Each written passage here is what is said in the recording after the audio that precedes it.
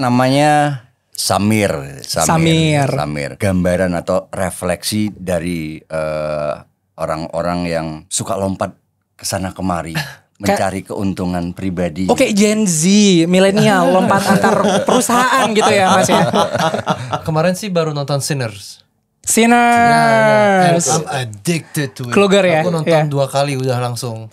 IMAX sama premiere. Terus yang biasa I just liked it. Musiknya enak dan actingnya I don't know, it's just very special. Dan cara mereka bikin twistnya itu loh. Ya. Ada orang yang bilang, itu orang udah gede waktu itu ya, kamu tuh kayak Al Pacino gitu.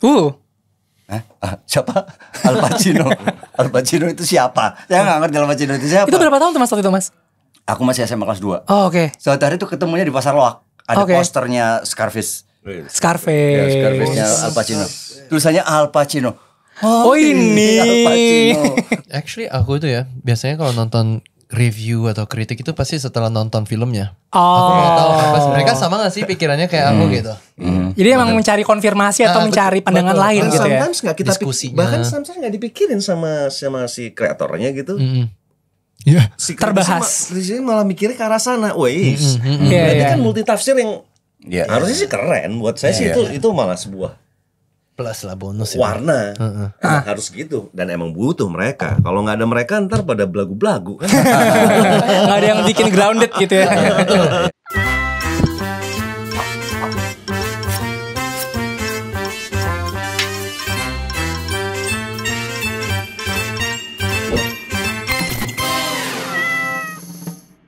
Gua Reza, yang kali ini nggak sendirian karena kita kedatangan teman-teman yang spesial banget, teman-teman yang horor banget, tapi teman-teman yang juga lucu banget. Kita beri tepuk tangan untuk teman-teman Cast Gundik. Nah, jadi hari ini kita konsepnya ngobrol santai aja sebenarnya. Ngobrol-ngobrol santai sambil sesekali bahas yang serem-serem, yang lucu-lucu. Jadi mungkin nanti ada bahas dikit personal lah ya, supaya teman-teman juga tahu siapa sih nih case-case-nya di balik Gundik ini. Mungkin kita mulai dulu dari cerita singkat Gundik kali ya. Siapa nih yang mau cerita, mungkin Mas Rosa, Mas Agus, atau Mas Maxim? Cerita sekalimat, 2 kalimat Max gitu. paling gundik deh. Paling gundik. Maxim paling Aku gundik. itu pokoknya pas dapet tawaran dari Anggi, aku kira aku yang bakal jadi gundik. Ternyata jadi perampoknya. Gitu. Masalahnya dia nggak tahu bahasa Indonesia. Tahu artinya. Mungkin kalau tahu jadi gundiknya berarti. Dia akan lebih lancar ketika lo wawancaranya pakai bahasa Prancis.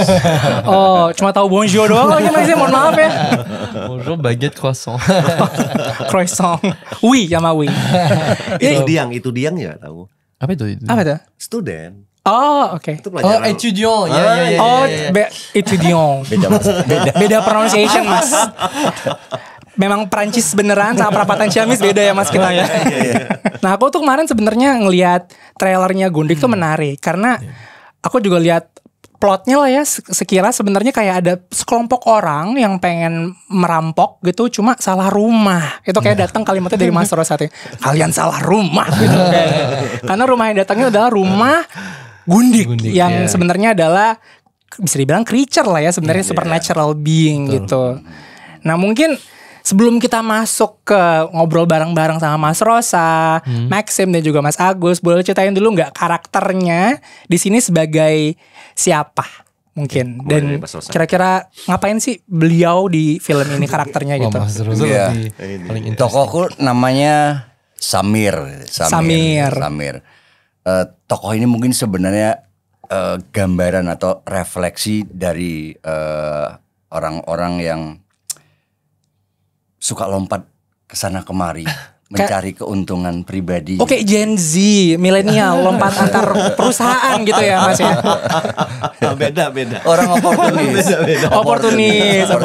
punya Oportunis. mimpi besar, tapi sebenarnya nggak tahu bagaimana meraih mimpinya yang panjang ini, sehingga shortcut. Aduh, kok aku relate ya. Ini Kayak generasi Samir hari ini saya. Samir adalah representasi dari generasi hari ini. Oke, menarik. Berarti merepresentasikan itu ya Mas ya sebagai Samir. Iya. Ini- Tokoh yang sebenarnya nggak punya pegangan hidup, tapi mencoba mencari pegangan. Dia sebenarnya bisa dalam konteks yang lain dia benalu, tapi bahkan dia nggak sadar bahwa dia benalu. Oke. Kalau aku lihat dari trailernya sih karakter Samir ini bukan yang merampok berarti ya Mas ya sebenarnya? Bukan. Oke, berarti kita harus nonton nih ntar sebenarnya Samir ini side-nya di mana nih? Siapa? Menarik. Kita loncat ke Mas Agus, karakternya siapa? Salah satu dari perampok itu. Oke. Dia emang yang leading, yang jadi kan dia ini sebenarnya kan punya masa lalu tentara, melakukan sebuah kesalahan, akhirnya dipecat, sampai akhirnya juga dia harus dipenjara juga karena suatu hal yang lain gitu. Ketika sudah menjalani hukuman itu dia keluar dari penjara, dan keluar dari penjara itu dia melihat anaknya tuh dihamili oleh Maxim. Oh wow. Menikah tapi nggak bilang sama ayahnya. Oke. Gitu kan. Jadi maksudnya wali penting kan dalam sebuah pernikahan. Betul. Itu ditipisin. Jadi karena itu merampok solusinya Mas. Enggak. Terus kan masalahnya sudah hamil dan segala macam, butuh biaya besar kan. Harus sesar dan segala macam. Dan tadi butuh shortcut. Jadi motivasi berarti ya untuk mendapatkan solusi. Dan banyak hal-hal lainnya ya segala macam. Akhirnya dibentuklah sebuah tim. Tadinya harusnya ada satu orang yang emang sebenarnya yang paling menjaga kita gitu. Cuman pas lagi dibutuhin nggak ada. Bail out justru. Backstep berarti ya? Ya diganti oleh generasi sekarang juga berarti. Tapi gen apa berarti? Kayak milenial, Gen Z juga suka backstep deh. Boomer malah. Boomer backstep ya? Enggak, too much tanggung jawab. Gen X. Oh, oke. Nah, kita loncat nih ya. Berarti tadi dari Mas Agus kita ke Maxim. Maxim di sini sebagai apa nih karakternya? Menghamili. Oh iya tadi menghamili bener ya. Betul. Yang menikah tanpa sah, nggak ada wali yang sah. Dia karakternya namanya Baim. Dia itu latar belakangnya sih memang sebagai supir taksi. Oke. Yang menikah dengan anaknya, dan memang ada latar belakang yang dia itu memang membutuhkan nafkah yang cepat sih dengan dengan istrinya juga yang mau melahirkan gitu. Jadi akhirnya Baim ini sebagai rookie-nya di dalam kelompok perampokan ini untuk membantu juga Otto dan dua lain lagi gitu. Jadi kita masuk komplotan itu, tapi saya yang rookie-nya. Oke. Dan keahlian yang dimiliki itu memang nggak punya keahlian lain. Keahliannya itu cuman menghamili. Keahliannya kan ya dia driver. Ya. Yang ini emang tahulah bagaimana itu, ini emang biasa melakukan itu sebuah perampokan dan segala macam. Jadi emang nggak tahu ada kerjaan lain apa selain itu. Jadi berarti memang bukan kayak Ocean 12 gitu, bukan kayak gitu ya. Emang bener-bener orang yang punya skill dari hidup mereka mencoba melakukan hal yang luar biasa gitu ceritanya. Ya kan, dan itu kan dipikir sebuah pekerjaan yang mudah. Ya. Masuk ke rumah itu, alah tinggal nyori doang. Ada cuma perempuan doang di situ. Mungkin cantik, mungkin jelek, karena itu kan gundi. Iya. Ya, kerjaan gampang lah. Justru disitulah rintangannya justru ya. Ini kerjaan twistnya di situ kan, ya kan? Iya. Nggak tahunya pas mas. Pelajaran juga mungkin buat generasi sekarang supaya jangan nganggap remeh perempuan. Ini kayaknya yang lebih woke nih kayak Gen Alpha nih, langsung kayak nggak boleh anggap remeh. Pertama ketemu juga kan kita nggak langsung ketemu sama nyainya, langsung ketemu sama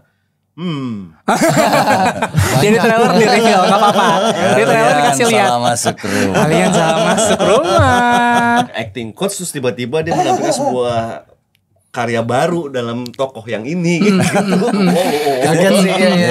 Itu tokoh jengkelin sih. Kalau saya berjarak sama dia, saya sebel banget sama dia. Bener nyebelin. Dari skala 1 sampai 10 seberapa nyebelin sih mas? 9,1. Oke. Menarik. Nah tadi kita udah ngobrolin perannya nih dari teman-teman sama sedikit filmnya. Aku sekarang penasaran karena sebenarnya ketika tahu teman-teman mau datang di podcast Cinecrip ini, yang bikin penasaran, ini tiga-tiganya nih memiliki background yang berbeda-beda nih di filmnya nih.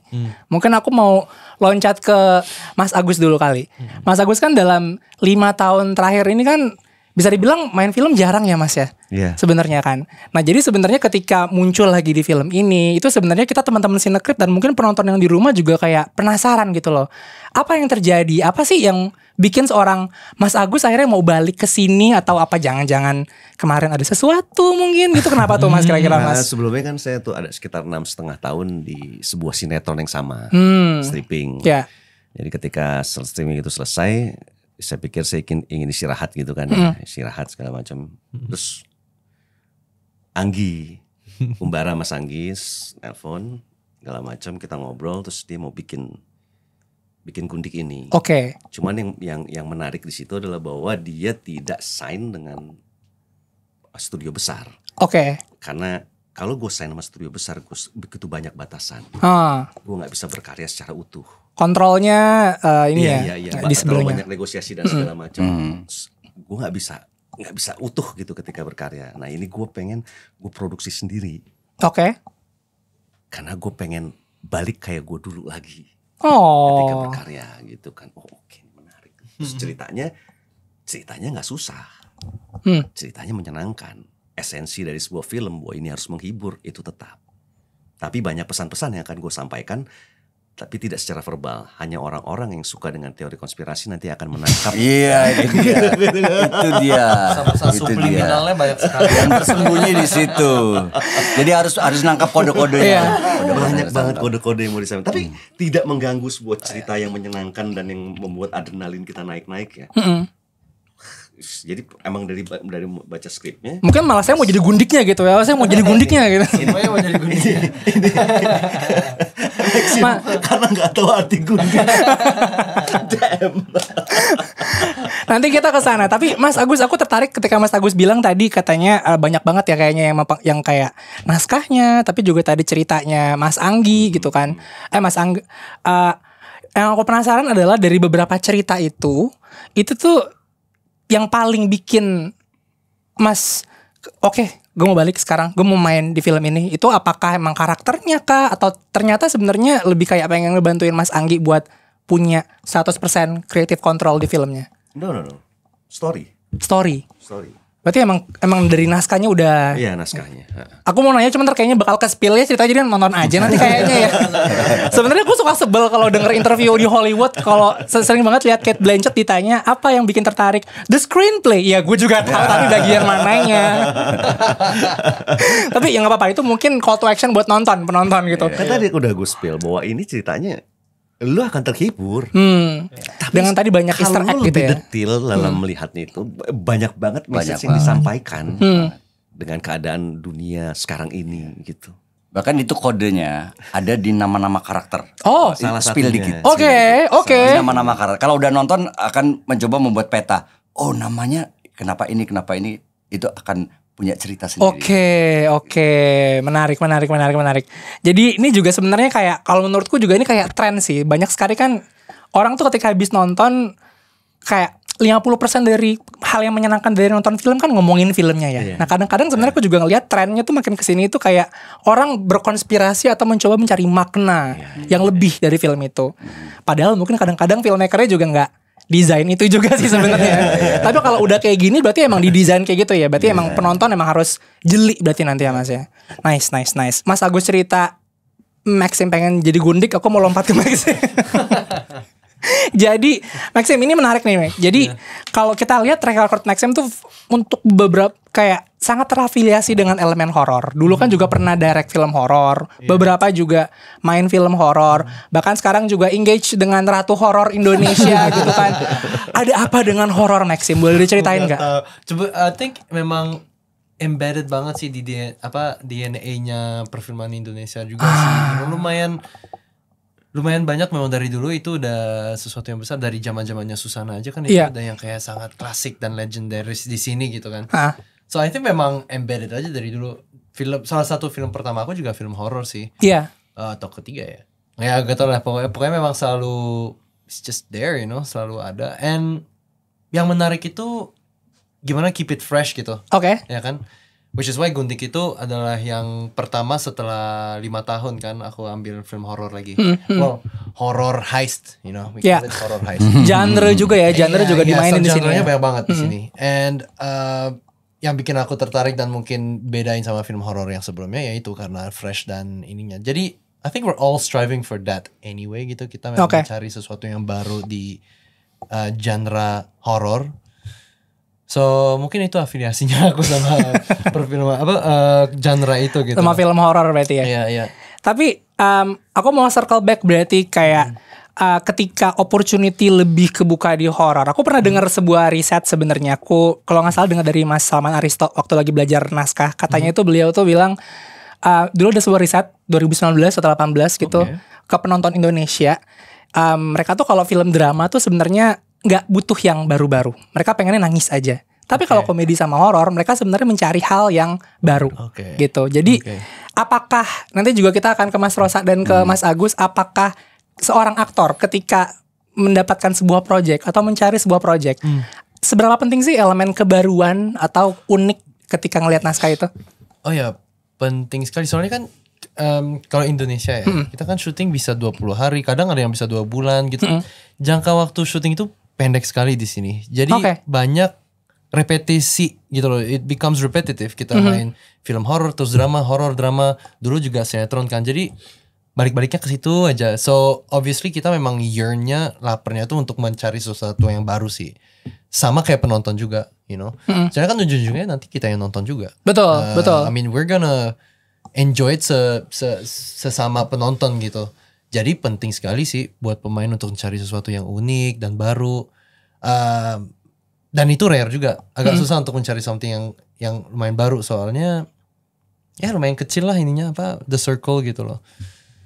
But itu adventure-nya, dan sekarang menurut aku dari tahun 2019 ke atas lah udah banyak yang berani untuk membuat something yang baru gitu loh kan.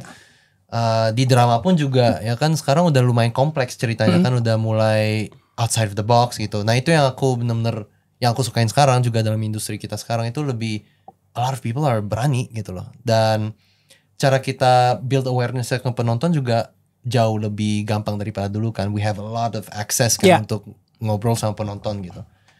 Jadi itu pun yang you know the way that we're going to lah, to the newness, uniqueness, dan juga mungkin globally known as well ya kan. Sekarang kan Southeast Asia juga ada mulai naik ke karena internasional juga, you know, and everybody's hungry for that. So kayaknya sih memang sekarang itu project udah lumayan fresh, dan dari pemain, sutradara, produser pun udah have the same thinking lah, same thought gitu. So ya itu menarik. Nah, aku mau langsung loncat ke Mas Rosa nih. Apakah itu juga suatu hal yang Mas Rosa cari ketika Mas Rosa mengeksplor naskah atau cerita gitu, kebaruan, atau sebenarnya Mas Rosa punya perspektif yang lain? Mungkin secara umum sama, tapi secara khusus karena saya juga pengajar, saya juga selalu mencoba menemukan metode bahkan yang belum saya sentuh. Pilihan karakter itu menjadi salah satu yang sangat saya pertimbangkan. Maksudnya ada karakter apa nih yang menarik? Ini yang akan saya kejar, karena bisa jadi suatu hari saya akan mengajar atau memberikan materi yang seunik yang mungkin tidak pernah saya temukan sebelumnya. Tapi begitu saya menemukan sesuatu yang unik, maka ini kayak tabungan saya untuk menciptakan metode atau memberikan materi itu. Jadi karakter yang menantang itu buat saya jadi penting ketika milih gitu. Bagi seorang Mas Rosa malah itu jadi investasi sebagai aktor dan juga pengajar gitu ya. Belum jadi pernah nih nyobain yang ini. Harus coba semuanya gitu, harus coba semuanya supaya ketika saya ngajar, saya bisa di level seobjektif mungkin. Betul. Nah, aku masih mau nanya sama Mas Rosa, karena tadi aku di luar sempat cerita sama Mas Rosa. Kan kalau teman-teman tahu kan ada aplikasi namanya Letterboxd. Itu kayak aplikasi buat nge-review film teman-teman sinetron lah gitu. Nah, tiap tahun tuh dari kayak director apa yang paling banyak aku tonton, aktor apa yang pernah paling banyak aku tonton. Nah, aku tuh pernah tahun berapa aku lupa, kalau nggak salah pas lagi pandemi, yang paling banyak aku tonton tuh Mas Rosa. Dan to be honest aku juga ngerasa kayak kalau tadi Mas Agus itu jarang, Mas Rosa kebalikannya gitu loh. Nah, aku sebenarnya penasaran sama proses Mas Rosa untuk, aku tahu Mas Rosa juga mengajar tapi juga dengan sengaja memanifestasikan teorinya sebagai seorang aktor. Apa sih Mas Rosa yang paling sulit dari syuting dengan banyak aktor selama setahun gitu, sebagai seorang aktor tuh apa sih yang paling menakutkan mungkin? Sekarang mungkin udah nggak ada yang sangat menakutkan atau nggak ada yang sangat sulit, karena saya pernah mengalami tahapan yang jauh-jauh lebih sulit. Ini faktanya ya, bahwa di teater itu konflik-konfliknya, di naskah-naskah teater konflik-konfliknya maupun peristiwa-peristiwa maupun ragam karakternya itu jauh-jauh lebih rumit, lebih lebih banyak daripada yang ada di film. Itu fakta. Karena memang naskah-naskah teater itu kan ditulis oleh orang-orang gila ya.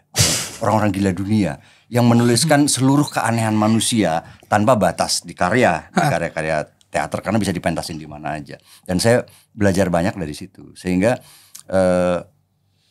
kalau misalnya saya ketemu sebuah karakter, ini Nietzsche pernah bikin ini dan lebih gila. Ini Samuel Beckett udah pernah bikin gini lebih gila lagi. Jadi saya pernah mengalami tahapan yang lebih sulit daripada yang saya temui di film. Jadi kalau dibilang sulit enggak, cuman bahwa setiap karakter punya tingkat kerumitannya sendiri yang juga harus ditemukan, itu iya gitu. Cuman kan saya tidak pernah selalu ketemu karakter itu ketika main di teater ya, sehingga ketika itu ketemu di film, wow ini yang ditulis Nietzsche ada di sini gitu, ini yang ditulis Samuel Beckett ada di, aku mau. Oh jadi itu yang bikin Mas Rosa kayak menentukan, oke, gue mau nih karena ini, karena saya kan sempat dalam periode yang panjang saya ngajar, dan setiap kali ngajar itu posisi saya juga kayak sutradara. Misalnya dalam satu semester saya ngajar kelas monolog itu ada 40-50 orang. Artinya di satu semester itu untuk kelas 1 kelas monolog itu saya harus baca 40-50 naskah monolog dalam satu semester 6 bulan. Dan saya harus baca lebih baik dari mereka semua. Supaya saya bisa ngasih evaluasi, supaya bisa ngasih masukan. Artinya saya udah dihajar duluan di background saya gitu. Belum di kelas-kelas lain kayak kelas penyutradaraan atau kelas teknik. Saya juga harus baca semua naskah itu supaya bisa ngasih masukan mereka. Artinya dalam satu semester saya bisa lebih dari 100 naskah. Itu udah kayak biasa aja berarti bagi Mas Rosa. Kalau 3 kelas itu saya bisa 150 naskah satu semester. Itu dan sekali lagi harus belajar lebih bagus dari mereka. Nggak kehilangan jati diri, bagus tuh ya. Itu masalahnya. Nah itu tuh. Itu gimana tuh Mas, kalau seorang aktor, mungkin nanti juga kita bisa ke Mas Agus sama Maxim. Seorang aktor kan ketika menyelam jadi perannya itu kan bukan cuma pretending atau pura-pura gitu kan, tapi menjadi.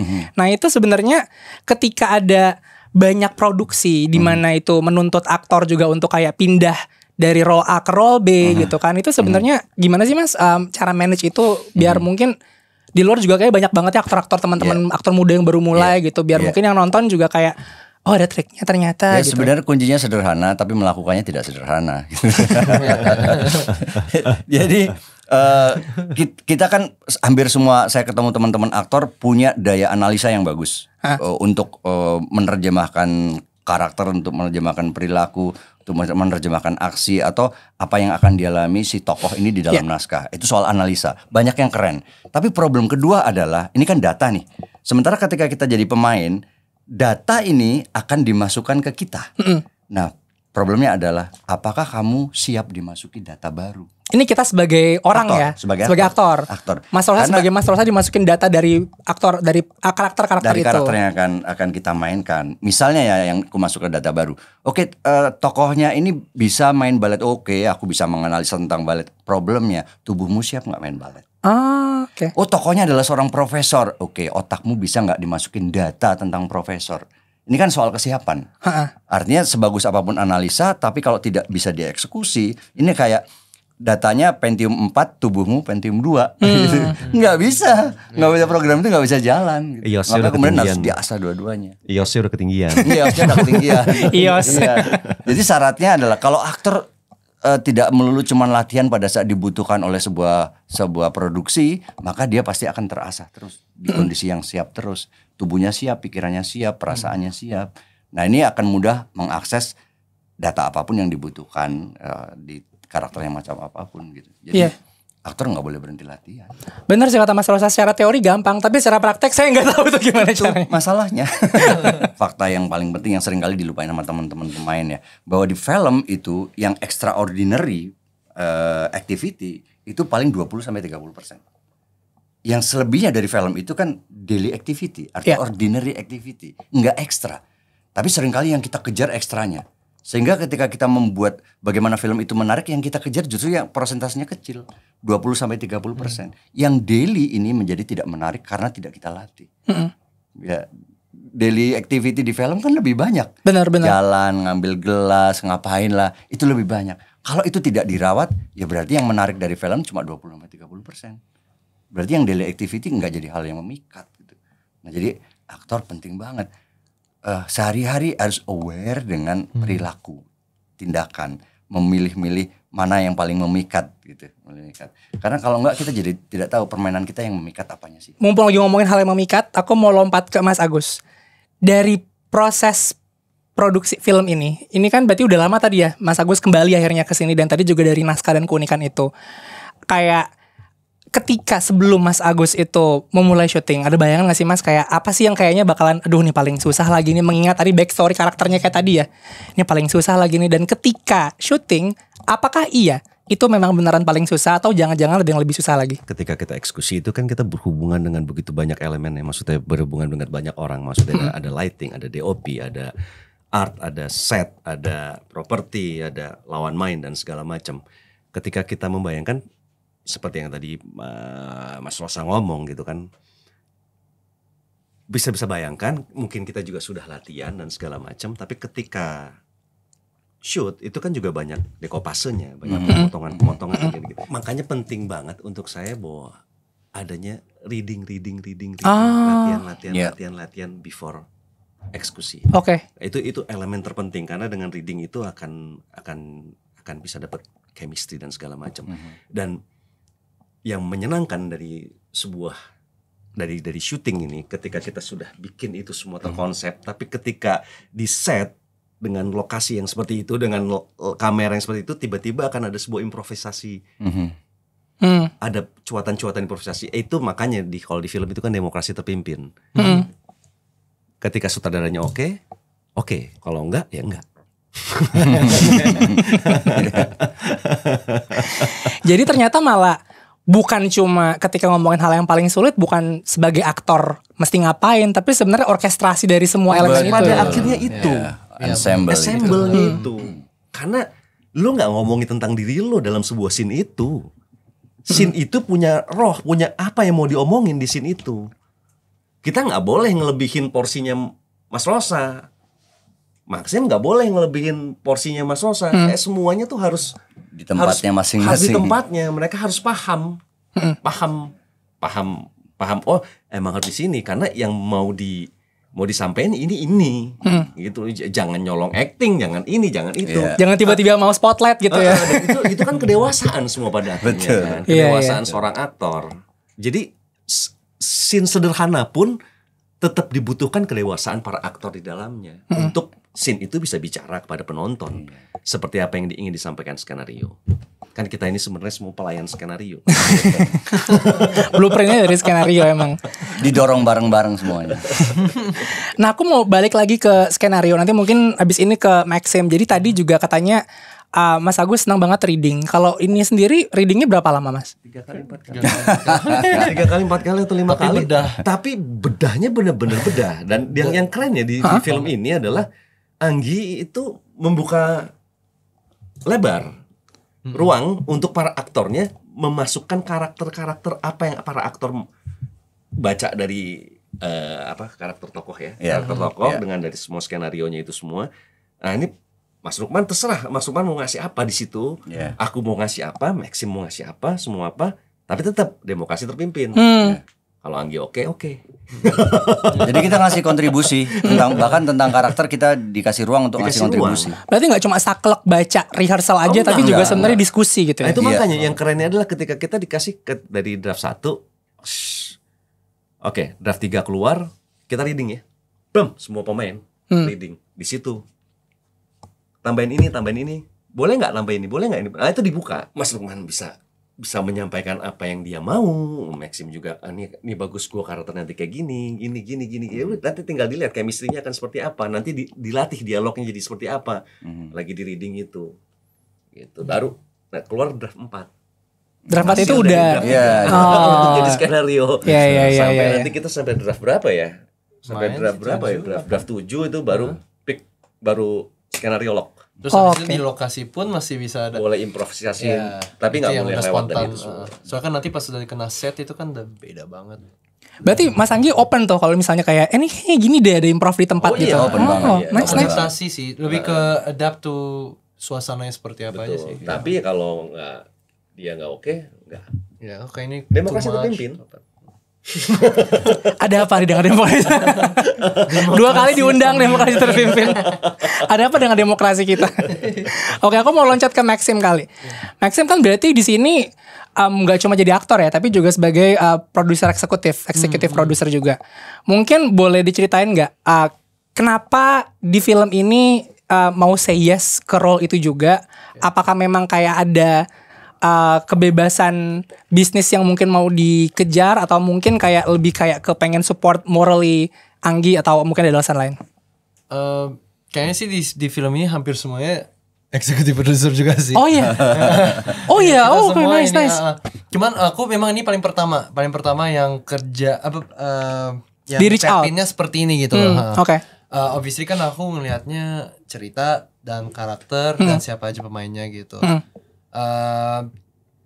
Cuman kalau misalnya ditanya kayak kenapa ambil rute yang seperti ini sih, mungkin karena ada kebebasan kreativitasnya sih. Jadi aku bisa creatively bisa benar-benar lebih tap in daripada biasanya gitu. Biasanya kan skrip yang kita baca dulu itu bisa kita bedah atau ganti itu dikit sekali, atau apa dialognya kita paraphrase atau apa gitu kan. Kalau ini kayak kita benar-benar bisa bahas, scene yang sebelumnya kalau kayak gini aman gak, ada lebih pembahasan yang lebih dalam lagi sih. Mungkin creatively aja sih yang lebih bebas aja kalau misalnya role-nya seperti itu gitu.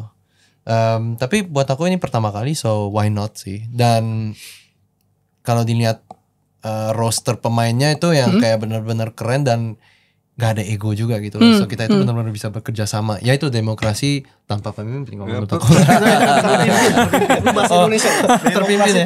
Demokrasi terpimpin. Kalau aku mikirnya tanpa pemimpin, pemimpin. Tapi iya ya gitu sih.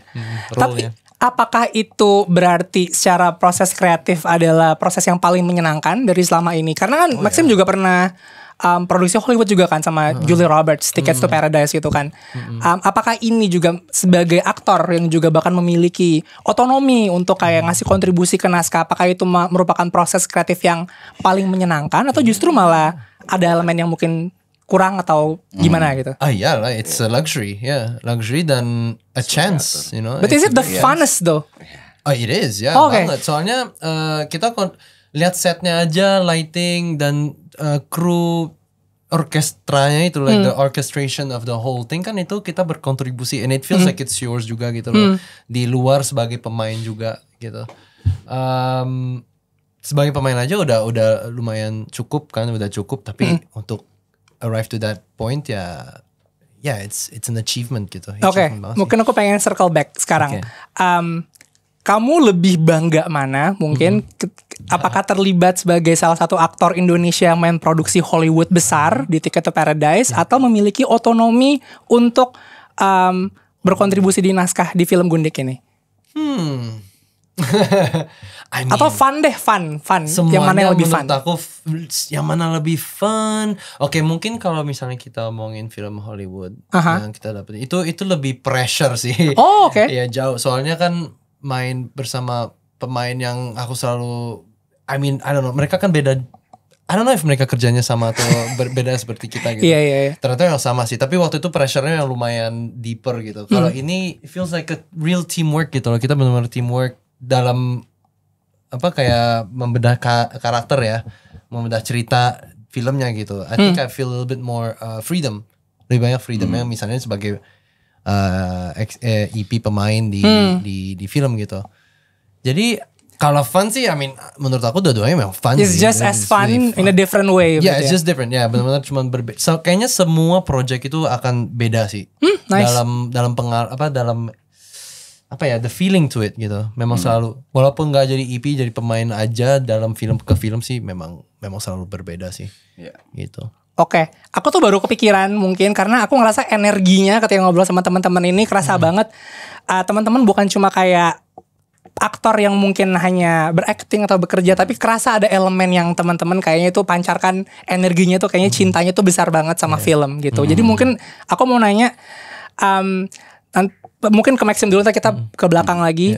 Kalau Maxim, was film your love at first sight?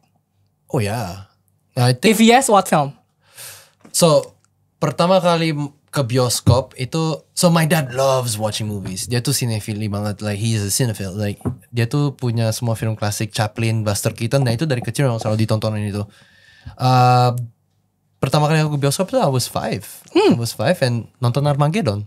Armageddon bener kayak lihat aja yang the Masterpiece. rocket just like goes up, you're like wow this is cool, you know. Jadi I've always watched movies dan aku tuh bisa nonton film kayak berkali-kali dalam satu hari gitu. I just love it. Tapi I never wanted to be a pemain. Back then. Iya. Aku I never thought I was gonna be an actor. Aku nggak pernah dreamed of it, you know. Itu pun kayak just kayak go with the flow thing aja sih sebenarnya. I just happen to love movies gitu. So, apakah Armageddon cinta pertama kita nonton? Yeah, Bruce Willis was it. And then pas lihat itu pengen nonton yang lainnya, so I watched Fifth Element. Terus film-film yang Luc Besson. That was Michael Bay.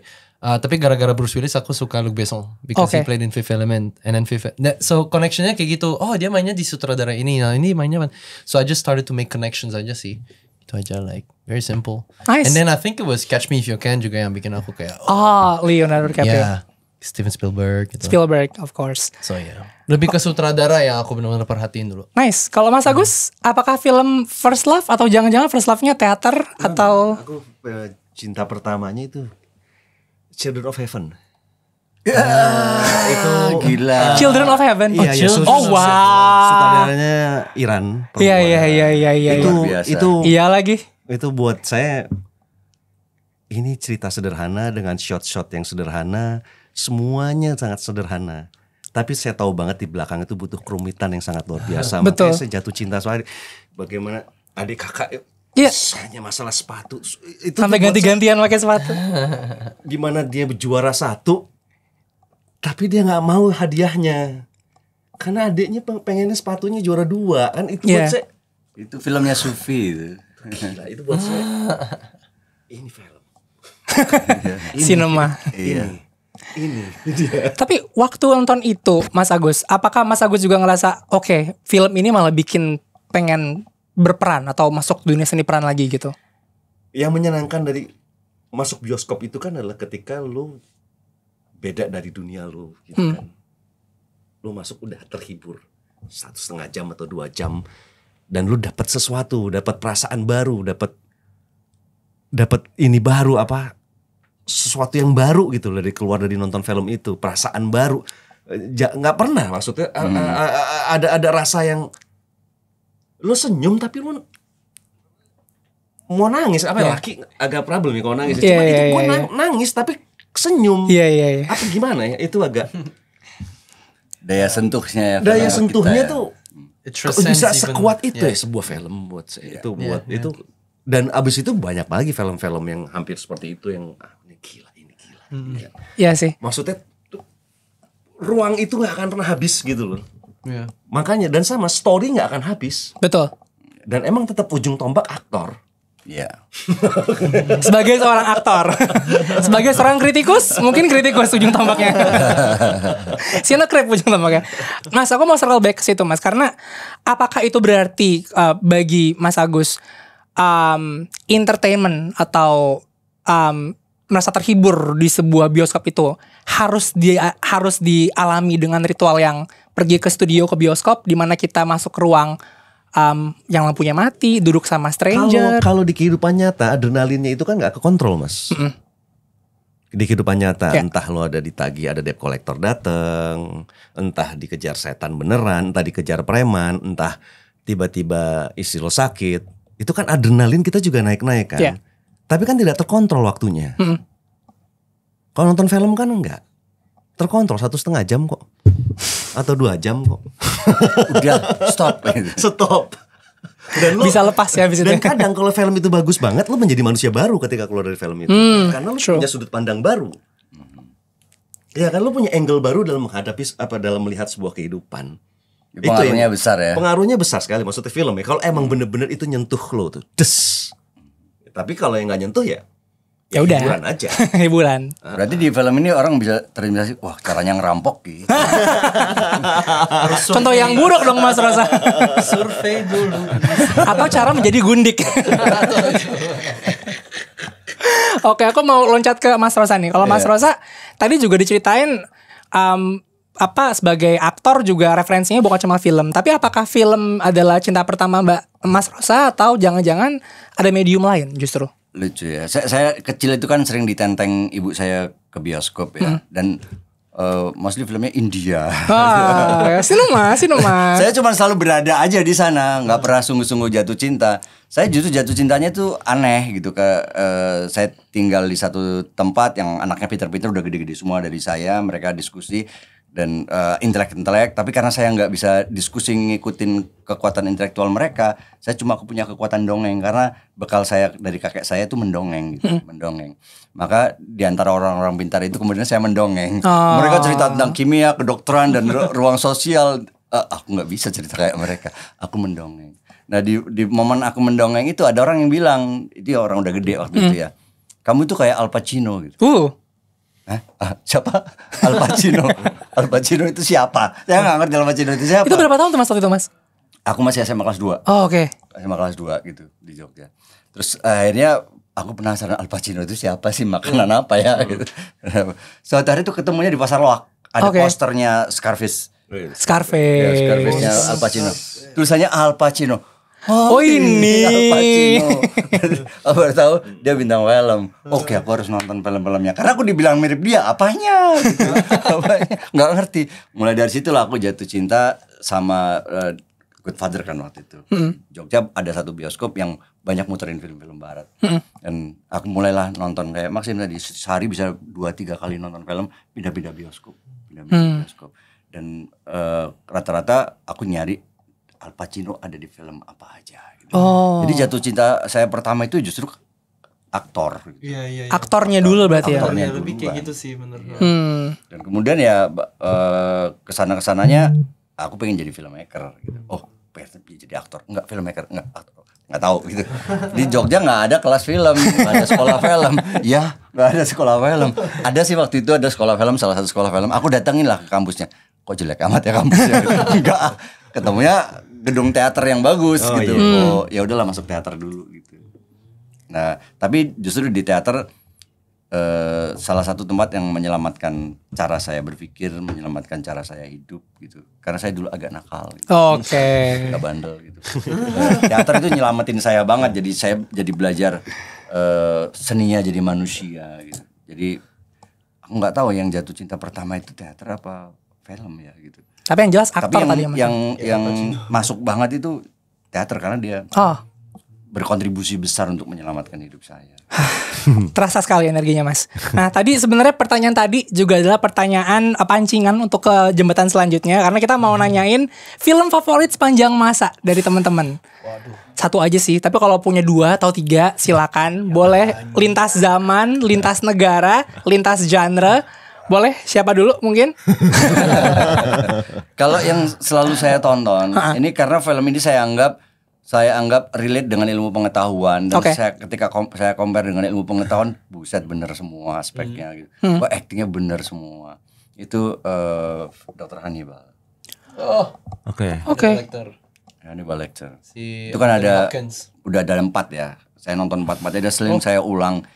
Istilahnya kalau saya berarti 4-4-nya bagi Mas Rosa itu favorit. Iya, favorit karena itu rangkaian gitu. Dan setelah saya coba telusur ternyata dia awalnya dari novel dan novelnya dari riset psikologi. Maka pantesan semuanya make sense gitu. Karena itu dari riset awalnya, novel itu dari riset. Silence of the Lamb berarti kan ya? Silence of the Lamb, kemudian Red Dragon, kemudian yang terakhir Hannibal Rising. Oke. Jadi masuk akal banget gitu. Yang series berarti nonton? Yang ada Yang seriesnya nonton juga, ya. nonton juga. Itu tapi sakit banget. Iya sakit tapi itu lebih hiburan sih buat. Iya. Oke. Tapi konteks yang sejajar sama ilmu pengetahuan ada di tetralogi. 4 filmnya itu justru ya. Dan itu secara spesifik Hannibalnya berarti ya Mas. Oke. Kita loncat, mau Maxim atau Mas Agus? Tergantung juga ya, tergantung kapan lagi suka yang mana gitu sih. Kalau sekarang nih apa nih? Kemarin sih baru nonton Sinners. Sinners. I'm addicted to it. Kluger ya? Aku nonton 2 kali udah langsung. IMAX sama premiere. Terus yang biasa I just liked it. Musiknya enak dan actingnya I don't know, it's just very special. Dan cara mereka bikin twistnya itu loh. Ya. Aku yang paling suka itu. Soalnya kan I don't like to watch trailers. Aku kalau nonton trailer itu takut spoiler atau mereka kayak terlalu kasih kebanyakan ya. Makanya aku suka nonton trailer pertama aja, terus yang kedua ketiga udah enggak. Oke. Jadi pas nonton film Sinners itu the twist sebenarnya genre mainnya apaan itu menurut aku menarik banget sih. Dan the message around it dan music kan Blues, play number one role banget di film itu. Betul. I think you should watch it. It's really bagus banget. Banyak ngomong senior katanya. Dan layarnya tinggal dikit, jadi mungkin So fast. Oh ya tinggal dikit ya. tinggal dikit banget layarnya. Aku langsung pokoknya yang Abis IMAX sama sih. pengepungan Bukit Duri. So ya untuk sementara kayaknya sekarang aku lagi suka banget Sinners itu yang aku lagi ngomong. You should watch Sinners. Sinners. Kalau di compare sama Armageddon? Oh, kalau Armageddon, I mean it was Lu ketika nanya cinta pertama beda. Sensasinya beda. It's always there. Armageddon itu yang bikin aku benar-benar tersentuh sama mereka tuh yang pas bagian si Bruce Willis, you know. Bruce Willis. But you know, I mean itu karena pertama kali ke bioskop sih dan itu nonton film pertama gitu loh. But like if we're talking about favorite movies, it's too many kebanyakan. Ya, agree, setuju. There's Nolan's movies, Wachowski's film-filmnya Wachowski, Steven Spielberg semuanya aku nonton. Nah, Mas Agus nggak bisa lari sekarang, nggak bisa ngelempar. Enggak, gue ya tadi ya Children of Heaven. Terus kalau yang kedua gitu, Kucek Kotahe. Weh, setuju. Saya setuju. Tim Anjalnya apa tim Tina berarti Mas? Kajol lah. Kajol. Kenapa Kucuk-Kucuk Hotahe Mas? Di antara kan Bollywood juga banyak tuh Mas yang inilah apa kayak yang bagus-bagus di periode itulah. Kabikoshi Kabigam juga bagus, Dilto Pagelhe juga bagus. Kenapa Kucuk-Kucuk Hotahe itu Mas? Rasa ya. Rasa maksudnya mereka itu menyampaikan seperti apa yang kita bayangkan gimana sih? Itu kan mungkin karena pertama nggak expect ya. Ini film India, orang ngapain nonton film India? Iya kan? Kan problemnya adalah ketika nonton, ini ngapain sih? Lu terdiam terus tiba-tiba ngikutin, terus tiba-tiba jadi ngerasa lo si sahrukannya di situ gitu kan. Ini kacau nih ke bawah banget ini. Iya segala kayak gitu-gitu lah maksudnya bagaimana apa yang nggak pernah gue lupa tuh adegan ketika dia nyatain cinta ternyata bukan buat perempuan itu. Oh iya itu gila sih. Habis itu lagunya hujan-hujan itu juga nangis banget sih. Cry banget. Setuju. Bikin Sarukan. Ya itulah yang gue rasain. Iya. Sarukan sekarang topping actor in the world kan? Nomor 1 kan? Oh iya. Ya, Sarukan is number 1. Yang paling mahal, like he's the top grossing actor in the world. Sarukan. Gila yang sudah 60-an nih. Iya, makanya. Nggak kelihatan kayak 60-an sih.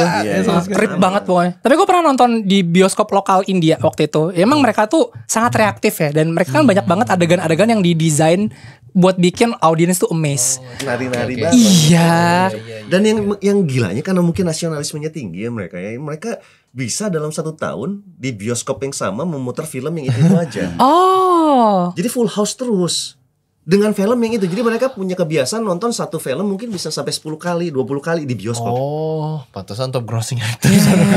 Wow. Itu gitu. Loyaltinya tinggi sekali ya. Jadi sticky nontonnya berkali-kali gitu. Kalah kalau di sana. Iya, Kalau kalah. di India itu sendiri.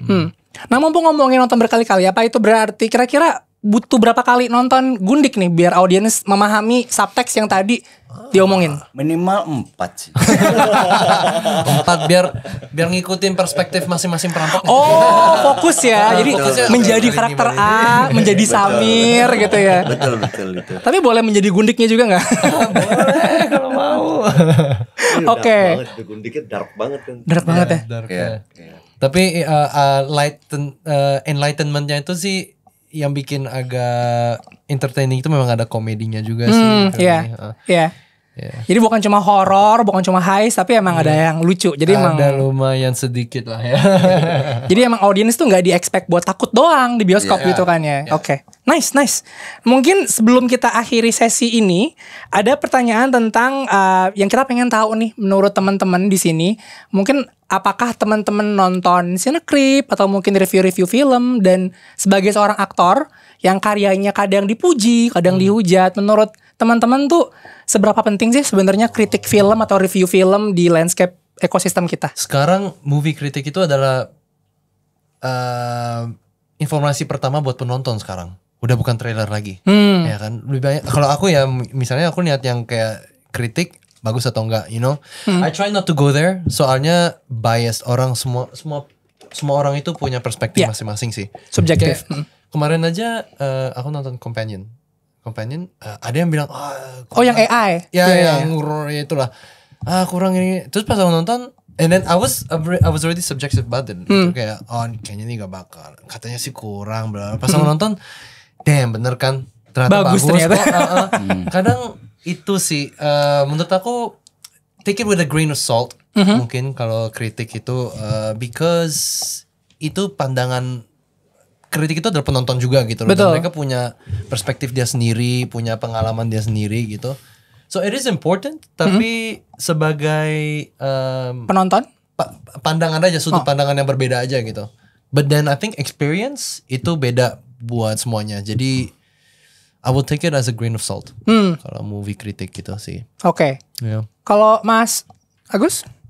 Pertama, film itu kan sangat personal ya.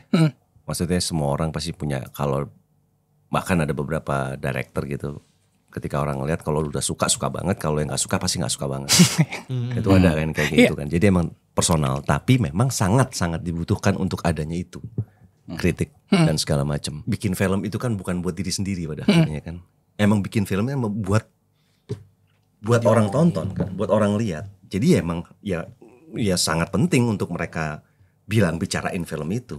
Bahkan film yang bagus malah menurut saya dia nggak usah ceritain tentang dirinya. Film itu akan berbicara sendiri pada akhirnya. Berbicara sendiri lewat tadi itu, kritisi atau orang-orang bilang ini film bagus loh, itu film bagus loh, itu film bagus. Actually aku itu ya biasanya kalau nonton review atau kritik itu pasti setelah nonton filmnya. Aku mau tahu mereka sama gak sih pikirannya kayak aku gitu.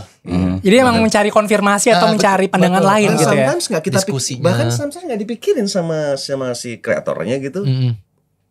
Si terbahas. Di sini malah mikirnya ke arah sana. Berarti kan multitafsir yang harusnya sih keren. Buat saya sih itu malah sebuah plus lah bonus warna. Harus gitu. Dan memang film Indonesia suka tidak suka emang sudah lebih baik daripada yang lalu-lalu kan. Betul. Makin kesini makin dengan cerita yang lebih beragam, dengan sutradara juga udah bagus-bagus banget. Penulisan juga sudah mulai. Maksudnya udah international co-production juga banyak. Udah oke lah maksudnya kayak gitu. Dan emang butuh mereka. Kalau nggak ada mereka ntar pada belagu-belagu kan. Nggak ada yang bikin grounded gitu ya. Betul. Ya itu betul tuh. Keep it grounded. Penting sekali. Aku lompat ke Mas Rosa. Mungkin aku mau agak tweak pertanyaannya sedikit, karena kalau aku lihat bahkan sekarang di short form video begitu ya, kayak banyak sekali orang mungkin yang mengkritik, mungkin khususnya aktor gitu ya. Aktingnya bagus, aktingnya jelek. Gini doang. Nah, menurut Mas Rosa sebagai aktor gitu ngelihat kritik kayak gitu, responnya gimana Mas? Sama dengan film sih ya, efeknya. Yang justru kalau yang sering saya soroti ketika saya membaca kritik atau membaca review adalah ideologi yang dipakai orang ini apa ya? Dari yang mengkritiknya? Iya, yang mengkritik ideologinya apa atau spiritnya apa? Dia punya goal nggak sih di dalam mengkritik, di dalam review? Artinya kalau sebenarnya mereka punya goal, artinya kan kemudian ada tujuan panjang yang bisa dicapai dari sebuah kritik atau review gitu. Misalnya mendewasakan cara berpikir penonton, membuat kecerdasan penonton meningkat. Yang efeknya kan karambol ya. Efek karambol ini bisa, berarti kualitas film kita bisa meningkat lewat kritik ini. Kualitas film kita bisa kualitas penonton kita bisa meningkat lewat kritik ini, sehingga ini karambol, penontonnya meningkat kecerdasannya, filmnya meningkat kualitasnya. Nah kalau tidak punya ideologi macam itu, menurutku ya itu akan hilang gitu, akan hilang begitu saja, menjadi sisa-sisanya yang gak enak di telinga, sisanya gak enak di hati. Tapi tanpa goal macam itu menurutku ya kenapa kamu harus bikin suara yang besar tapi nggak berefek apa-apa. Betul. Menurutku jadi penting sih teman-teman yang mereview atau mengkritik itu punya ideologi, punya sesuatu yang punya impact ke depan. Itu lebih useful untuk kita semua. Jadi kalau kritik-kritik yang menurutku personal banget, subjektif banget, ya nggak ngefek, juga gitu. Cuma itu kan kata lo aja gitu kan ya.